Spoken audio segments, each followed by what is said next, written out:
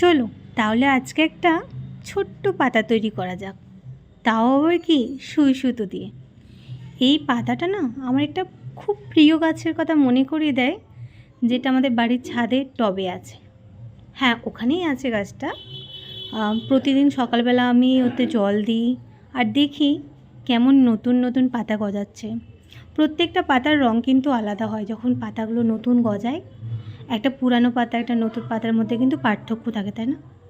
তাই ভাবলাম এবার সেই পাতাটাকে আমি হাতের কাজের মাধ্যমে ফুটিয়ে তুলি। আর একটু আলাদা রং দিয়েছি আমার মনের মতো করে। আমি আমার মনের মতো করে রংটাকে ফুটিয়ে তুলেছি আমার কাজের মাধ্যমে। আর হ্যাঁ, হাতের সুতোয় যেমন ভালোবাসা থাকে তেমনি থাকে হাজারো গল্প। তেমনই এই পাতাটাও একরকম গল্পই কিন্তু। তোমাদের কিন্তু কেমন লাগলো অবশ্যই আমাকে জানিও। আর হ্যাঁ, তোমাদের যদি পোস্টটা ভালো লেগে থাকে একটু শেয়ার করে দিও, তাহলে আমি খুব উৎসাহিত হব।